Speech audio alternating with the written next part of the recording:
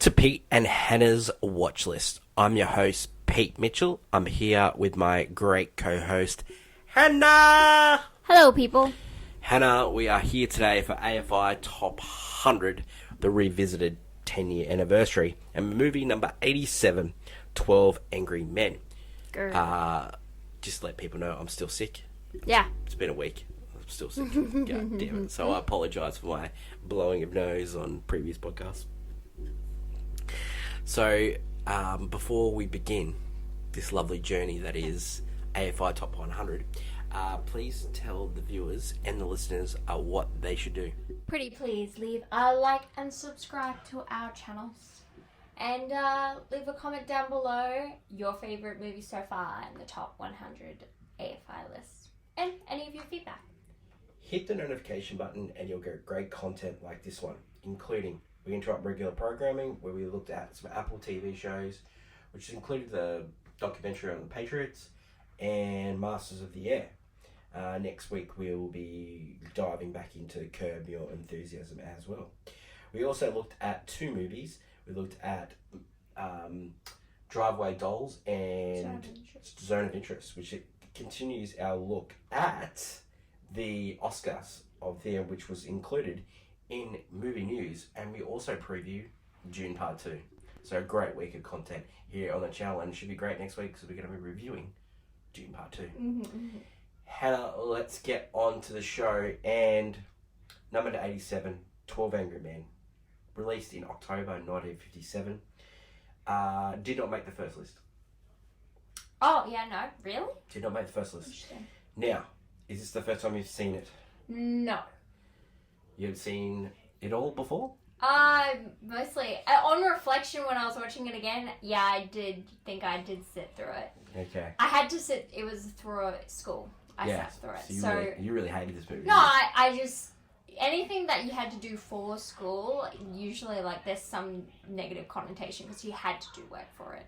I've seen this many times. It was a big rotation on television and cable. Where did we watch it? Apple TV. Had to run. Elevator pitch. Yep. A jury deliberate on a murder with one holdout. The maker's studio is United Artists. Now, this was founded by Chaplin, Fairbanks, Pickford, and Griffiths. Later bought by MGM. Yeah. And then recently defunct now because it's owned by Amazon, which they closed down the United Artists division now. Yeah. Chaplin sold his stake in 1955 because of the lowest box office since 1919, because television was taking hold, so he got out. Yeah. But this movie was one of the big catalysts for MGM to buy United Artists because this movie was on high rotation on television, and one of those. And it was said that 12 Angry Men was played every day somewhere around the world. So they end up making $3 million profit in 1958. MGM bought it and still kept going. United Artists. They produced the Rocky movies. Yeah. Yeah. Story behind it. This movie was a television show, and it was written by a guy called Reginald Rose, and he turned it into a movie. It was on CBS. Yeah. And then United Artists went to Henry Fonda and said, "We want you not only to star in this, but we want you to produce this movie." So he got Sidney Lumet on board, who had a television background, and so he knew that he'd stick to the budget and schedule. That was really important. This movie only took 3 weeks to film. Oh, really? Well, that makes sense. Yeah. It was extensive rehearsals and extensive rehearsals. So he would lock them in a room, small room, for 2 hours at a time, and make them rehearse. Well, yeah. Well, I guess that works because that's this whole film. Yeah. The cinematographer, Boris Kaufman, he chose the close-up shots because it created tension and it's building the tension. He was the cinematographer of Garden of Eden, and he also did On the Waterfront. Oh, okay. Yeah, no, that's yeah. Reginald Rose, he went on to a big career in TV. He also did the show The Defenders, which became they did that show over and over again on television. The director, Sidney Lumet, he was nominated 5 times for Academy Awards. Never won. Won an honorary one. But he had some of the greatest movies of all time. Serpico, starring Al Pacino. The Verdict, starring Paul Newman. And Network, starring William Holden and the Australia's own Peter Finch. Ah, classics. Okay, cool. Yeah, no. All the court drama vibes. Yeah. Some of the actors in this movie, so I'll break it down to you for you. So you got juror number 1 was Martin Balsam. He was a jury foreman. He was calm, methodic, assistant high school football coach. He starred in All the President's Men, and he was also in Psycho. Yeah. John Fielder, he was juror number 2. He was a meek, unpretentious bank teller who was easily flustered, but he eventually stands up for himself. He starred in True Grit. Lee J. Cobb, he was juror number 3. He was hot-tempered and the owner of a courier business who was estranged from his son and the passionate advocate of the guilty verdict. He starred in Exorcist by the great William Friedkin, and he also starred in On the Waterfront, starring Marlon Brando. Yes. E.J. Marshall, veteran actor, was in National Lampoon's Christmas Vacation, in Tora Tora. He was in tons of TV as well. He was juror number 4. He was unflappable. He had the glasses. Yeah. He was an analytical stockbroker. Jack Klugman, juror number 5. He grew up in a slum. He was sensitive to bigotry towards some kids. His main role was the Odd Couple TV show. Yeah, okay.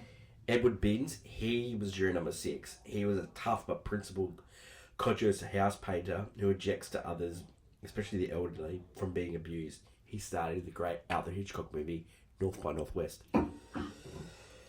One of the few I haven't seen. Jack Warden was probably one of the most famous people in this cast. He's juror number 7. He was a wisecracking salesman, just wanted to go to the Yankees game. He started in the wackiest ship in the Navy. He started in the Heavy Getaway. He also started in the Verdict, directed by Sidney Lumet. Ah, yes. Henry Fonda, which is juror number 8, which is Davis, because we see that right at the end. A humane, justice-seeking architect, father of 3, initially the only person that questioned the guilty. He started On Golden Pond, which he won. He also starred in The Grapes of Wrath. Ah, yes, it's Henry Fonda. Yeah. Joseph Sweeney, he was juror number 9. He's McCardle, he's the other guy that says hello to, he's a veteran TV actor. Ed Begley, who's the father of Ed Begley Jr. As juror number 10, he was a pushy, loudmouth owner and he was bigoted to slum life. He was in the West End Hang 'em High. George Voshek, he was juror number 11. He was a polite European watchmaker and American citizen. He was in the movie Somewhere in Time. Oh, yeah. Robert Webber, he was a famous actor. He was in Private Benjamin. He was in Dirty Dozen. He was always indecisive. So the reaction for the film at this time wasn't a box office success. No, of course not. Now, reason being was colour movies had been around for years and they had chosen to go black and white. Now, there's only a couple reasons why films choose that. Now, they chose this for 2 reasons. One, cost. Yep, cost is one of them. It only cost $330,000 to make this movie. Tell me what the second one is. It was written that they chose black and white because it was a black and white choice between guilty and not guilty. Oh, I like that. That's funny. That's unique. Yeah. Do you know, no confirmation that was from... Yeah, there's some crazy ideas why some movies were chosen for that. Like, the movie Cheech's Pet, which is Doris Day in a Clark Gable movie, it's in black and white because in black and white, Clark Gable doesn't look like he's 50 years old and 20 years older than Doris Day in this movie.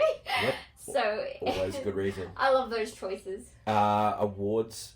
It was nominated for Best Screenplay, Best Picture, and Best Director. It wasn't nominated for any acting awards. It's one of the only Best Picture nominees that's never been nominated for an acting award. Oh yeah. So there's only a handful that's been. Critics were positive, but the movie did way better overseas than it did in America. That was because of the lack of the colour in the widescreen. Yeah. Should have won. Okay, so that year it was up against Bridge on a River Kwai. Great movie. Yeah. It's going to be on this list as well. Yeah. I would say this is a better screenplay. So I'd say screenplay probably should have won. Screenplay 100%. Reaction to this film recently. So Rotten Tomatoes has got 100. Yeah. Letterboxd 4.6. IMDb 9. Mate, this is a Film Bros wet dream. Yeah, this is... I could not believe the reaction to this movie. It's weird because it's... I guess it's just a lot different to what other Film Bros, Yeah. you know, go for. But this is a courtroom drama setting. It is that theatre-esque movie. Yeah. Yeah. So a lot of people have written recently about how Cinema never won an Academy Award. Like, it's travesty. So yeah, I agree.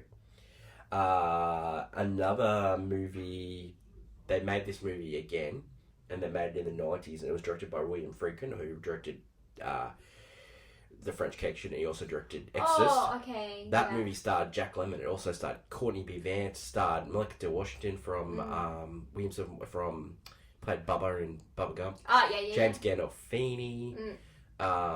Who's who are actors like Ozzy Davis? It was 12 Angry Men. 12 Angry Men, but it's colour. No, it was in colour. And with different and it had array of people. Yeah, more than white. yeah. So it was turned into a stage show. Yeah, no, you can definitely see it. And there's also a famous Simpsons episode. Famous Simpsons, and I would even, later Family Guy did a whole episode where they did the exact same thing, but it was filled with Family Guy characters, right?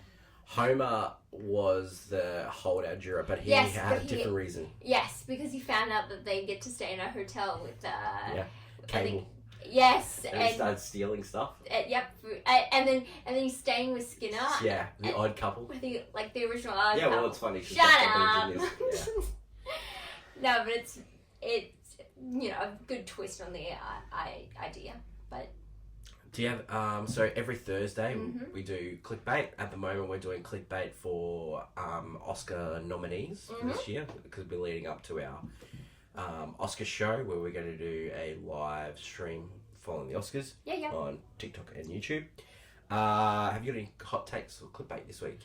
That if you redid the script, I say you could redo this movie and make it and flesh it out, kind of like a Star is Born, where you redo a Star is Born with new people and a new case. I think you could do this, but you do it with you either do really the themes of immigration and stuff like that still resonate to this day. And even though this movie's, it. I don't think you even need to update it. No, I'd update it with not just, I wouldn't go 12 Angry Men, I'd go mix, women, men. Yeah, and you have this 12 no, but the update situation.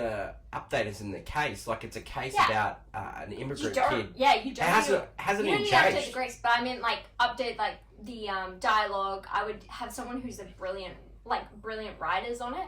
Because I think the script matters way more than the acting, I would say. Oh, yeah, the script is... That's why it should have won, I think. Yeah, as the script is because... I disagree with you. I don't think it needs women to I meant you could redo this movie, make it a different kind of... And I meant you could redo this movie. I like how you could redo it with women and men, and you could play on the... You play different themes. You play different things. Yeah, because it becomes a different... when you add more to it, because this film is it's perfect in a way how this film is communicated, because it is very simple. It is like watching a stage play. It is. And so... It's one room. Yeah, it's the one room. I cannot remember what that thing's called. There's a trope. Yeah. The whole one room situation. And it's very unique and tied to this case. But... if you want, you could continue to make the same kind of ideas and movies and continue to make just new versions of this. Yeah. And just make it do a Star is Born. Re-update it for a new audience. Yeah. Same case, but new dialogue, new people, you fresh it out and you kind of rinse and repeat it. I think TV movie versions of it, there should be way more than there has been. Yeah, I agree. Because how many courtroom shows do we get? You can put this on Netflix. You can break up into an 8-part series. They would. And you'd get one mini movie of each juror. I probably have and I haven't watched it. My clickbait for this week, this movie is acclaimed as a courtroom movie classic. It's rated in the top 2. Yeah. But I say it's not even the best courtroom movie of this year. They don't even... No, of this year. Of this year? Yeah. Another movie that was nominated for Best Picture was Witness for the Prosecution, directed by Billy Wilder, starring Tyrone Power, Marlene Dietrich. Oh, Mate, that okay. movie's a banger. Yeah, you've told me about this. Yeah, You love this movie. I would say my top 3 courtroom movies. Now, I did not say drama for a reason, because number 3 is My Cousin Vinny. Great courtroom movie. Yeah. Amazing. Joe Pesci, Marissa Tomei. Yeah. Brilliant. Number 2, The Verdict. I love The Verdict. Paul Newman, Jack Warden, directed by Sidney Lumet. Incredible. Love that movie. And number 1, of course, A Few Good Men. A Few Good Men. Gotta go, yeah. Man, how is that not on this list? Man, it came out early enough, so... I can't say mine. Mine, I think I would just put really random movies in mine. Yeah. You know, because I was watching it the other day, and I was like, why isn't Big Daddy on, like, the top of people's courtroom list? Great John Stewart in that movie. That courtroom, hilarious and heartwarming. Holding the McDonald's. Yes, holding it there. That's funny shit. Okay, so let's do a scene breakdown on the Hannah and Pete reviews. So you get the hustle and the bustle of the courtroom. You get the judge giving the jury instructions. Yep. You're setting up the players in the room. You got people like standing around. They're sitting in jury order. So we've already read out all the jurors. Mm-hmm. The first vote's taken, and juror number 8, which is Davis, played by great Henry Fonda, he votes against.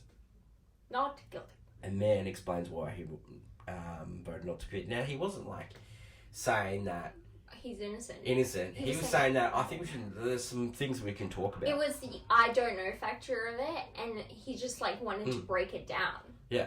And that's what was so interesting. He's not just immediately like, no, I don't think he's guilty. No, he wants to talk about it because all the facts don't seem right. So then they go juror by juror and tell their opinions of the case. And you start to learn about each juror. Then they debate the facts, and then there's the knife scene where Henry Fonda goes the night before and buys exactly the same knife because to prove that those knives are you can't convict him on that because those knives are so prevalent. It said that the defendant had lost his knife on the way to movies, and anyone could have picked it up. The shopkeeper said it's such a unique knife. You know, it's one of a kind. I've never seen anything like it, but. For $6, he went to a corner shop and which is at the time was against the law. Yes, strange. Okay, then they go to Henry Fonda says, "Listen, I will vote with everyone if we do a private vote and no one votes not guilty." So then they do a secret ballot. Someone has turned, and then they figure out that it's the old guy, which is Juror 9. Yeah. So then the thing that really convinces that juror and some others is the train scene where they talk about the train, how loud it was, you wouldn't be able to hear somebody over it. Yes, because downstairs, the neighbor downstairs believed that he heard the kid said, "I'm going to kill you," and then the body dropped, but there's no way if the train was going past at that time could you have heard it. Now things are getting really heated. It's like they're turning up the heat is slowly turning up in the city. It's summer because baseball's being played. Yeah. There's no aircon. The fan's not working. Yep.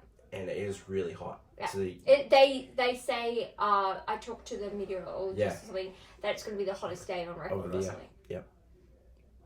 Okay, so then they ask for the diagram of the apartment. So then they get the diagram, and then juror number 8, Davis, Henry Fonda, walks. Yes, he imitates the downstairs. Because the defendant had a limp. So the downstairs neighbor. He was like, and he said 12 seconds after the body dropped, he walked outside, saw the kid running. And then the man had said that he had seen the kid outside. Now, he worked it out, it was like 44 seconds, give or take. So, they do another vote, and now it's 6-6. Yeah. We get now the rain falls and it breaks the thing. Now lights come on, the fan starts working, and you can see the temperature just lit out of the room, and you sort of start hearing some stories, people talking to each other. And then they start talking about one of the alibis that the defendant has, and the alibi is about the movies. The movie one. Yeah, because when he initially was questioned, he didn't remember. So then he starts talking to one of the, like, there's three main guys. The fourth juror. Yeah. So juror number 4, juror number 3, and juror number 10, maybe 9. No, it's 10. 10? 9 is the old guy that said not guilty. Oh, yeah. Yep. So they're the main 3. Now, number 10, we find out later that he's just a racist. Yeah. Number 3, he's the most vocal. And the other one is the stockbroker. He's like analytical Brian. He's like, mate, you can remember this. I went to the movies the other night. I can remember what movie you saw. But then they questioned him and he actually couldn't remember all the details. And especially under the pressure of... He started, You're getting interviewed where the father is just next to you. Like, it is a key... Yeah, it's an emotional distress, of course you're not going to remember. But after the fact, he did remember the details. But it wasn't... He couldn't remember immediately. But then, juror number 3 comes up with the idea, okay, well, let's talk about the stabbing thing. And so then he grabs a knife and pretends to stab Davis. And everyone's sort of shocked. And he says, like, he's lower than his father because he's shorter. Yeah. And it was an upward motion of stabbing. And he says you could still do it. You could still do it. And worked out. And so then they convince one of the jurors that has flipped back to. So the guy that was like the advertising ad, he's flipped a couple of times. Now he's back on the not guilty. Yeah. No, now he's back on the guilty. But Jack Klugman's character says, look, mate, I grew up in the slums. We had switchblades. You don't use it like that. You flip it open and you thrust. It's a you quick... don't anything because you don't turn. So you don't switch again, hands with it. again, we get that, and then we get Jack Warden who changed his vote just because he's got these baseball tickets and he wants to he's like a quick exit. And then they start talking to him, and then like this the European watchmaker, they get into an argument because he knows the Constitution, Jack Warden doesn't. He's trying to explain reasonable doubt to him, and then Jack Warden just changes his vote anyway. Now it's 9-3. Now we get a big anti-immigrant speech from juror number 11, number 10. Yeah, number 10. Yeah, we get a big, and so, and then everyone turns his back on him, and then he goes and sits in the corner and then changes his vote. Yeah, because, he changes his vote, especially after initially. Yeah. And, so now we get the crux of this. They start talking about the women's testimony. The glasses, yeah. Now, juror number 3 and juror number 4 say that this whole case is all about the fact that someone witnessed the murder. But then, juror number 9. Yeah, but juror number 4. Juror number 9 realises that when juror number 4 takes his glasses off, there's some marks either side of his nose the indentation. And he rubs it.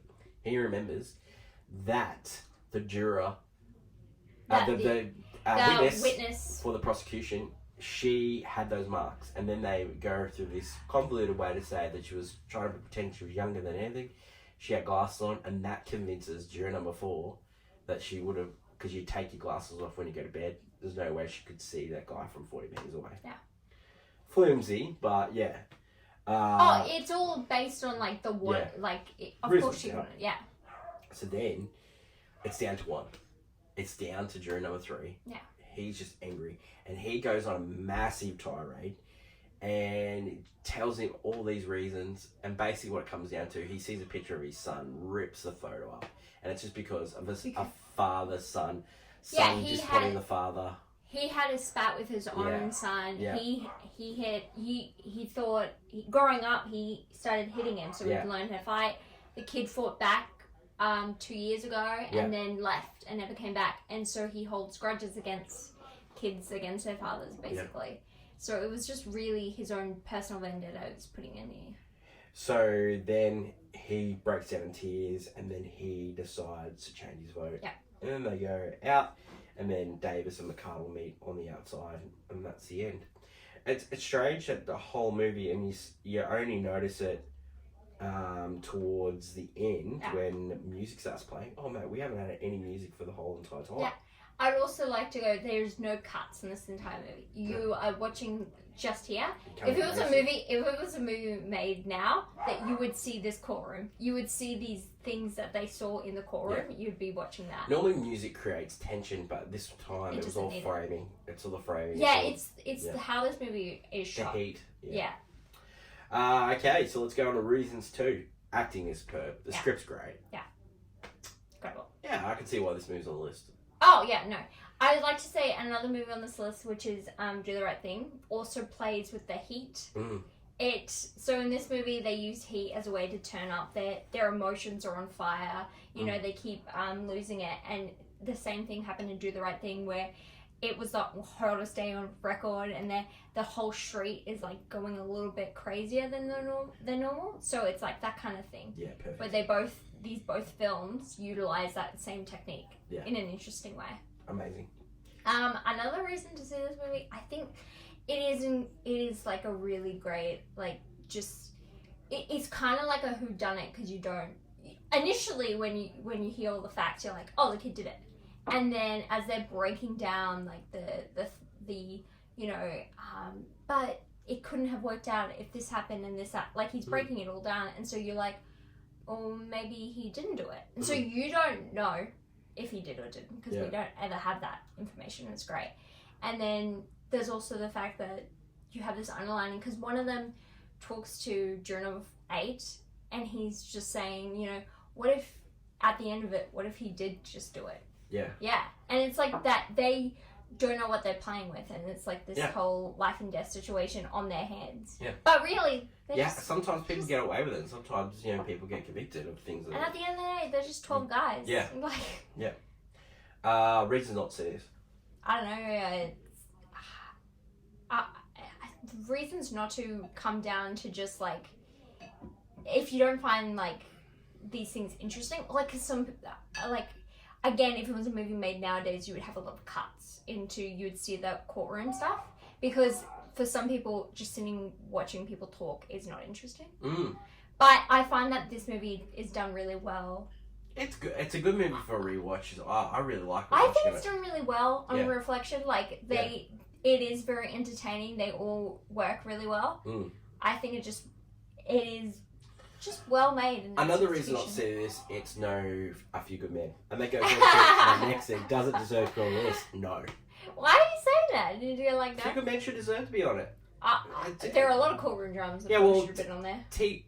To Kill a Mockingbird is on the list. Yeah, and that's number one of the courtroom dramas. That deserves. A Few Good Men should be on it. Yes, that's where... A Few Good Men's better than this. Yeah, but that's... And the whole last scene of, like, you know... you can't handle the truth. It's just such a... it's so much better than the Glasses. It's more iconic script. Yeah, I just don't know. The taking off horse to water. No. Would you buy it on Blu-ray? I think I don't mind this being on the list, but you're saying if you're gonna have this on the list, you're gonna have this or Few Good Men. I'm having Few Good Men every day of the week. Yeah, I'd have Few Good Men. I love. You're a lousy softball player, Jack. Like, I love that movie. I can't. Joe, get in the car, please get in the car. No, who's gonna do it? You, Lieutenant Weinberg? No, yeah. If you had to pick between like some courtroom dramas, maybe other people have different opinions. Yeah. We'd probably put. I like Witness for a Prosecution as well. But I love Billy Wilder. I see why it's on here. Film Bros love it. Oh yeah. I think, but also it's just like Film Bros rule the world. You know that. You know that. But then you think both 12 Angry Men and Do the Right Thing had the same thing with playing with the heat. And Do the Right Thing is much lower than it. Yeah, I think Do the Right Thing is way better than this movie. We have this thing where Do the Right Thing should be much higher than it is. Would you watch this again? Yeah, for sure. Yeah. It's a good rewatch movie, I reckon. It's alright. And rating for this movie, I'd say Golf Club. Yeah, Golf Club. It works. That's it. What it's trying to do, it works. That's it for 12 Angry Men. How do you spell innocent? Then that's movie number 87. Next week is movie number 86, which is Oliver Stone's Platoon. Oh! On the Stone podcast, what we're about to turn into. You know what's going to come next week. Stone Watch. You know what's coming next week. Yeah, I know. You know what's coming. Some say you got to go back and to the left. You need to prepare for it. Yeah, because we're going to talk about Platoon for like 5 minutes, and then the rest of the podcast becomes, why isn't this film on the list? Well, I knew this one would be hijacked by Few Good Men, and Few Good Men only just got mentioned a little bit. There'll be a movie next week. No, there's a movie next week that will completely take over. Mhm. Platoon will be nothing compared. You know it. Leave feedback, good or bad, about the podcast so that we can make it better. What's the best courtroom drama? Yeah, Oh, let's solve courtroom, it. just courtroom. Let's solve it. Courtroom. let's Legally solve it. Blonde. I'm not there. No, Legally it's Few Blonde. Good Men. You know, and then Legally Blonde 2 is Mr. Smith Goes to Washington. Ooh, Isn't it great? Yeah. Isn't it great? Yeah, that's good. The next one, she's Maybe Legal Blonde 1 is Witness for the Prosecution. Maybe. It's Maybe. It's a good movie. Man, I love that movie. Yeah. I love that courtroom. That is it for today's show. Thanks everyone for listening and watching. Don't forget, follow us on all the social media channels. Like, follow, subscribe, and you'll get great content like this one. Hopefully next week I'll be better. Who knows? Thank you to my lovely co-host Hannah. That is it for AFI Top 100. We'll catch you next week for 2. Till then, long live cinema. Bye!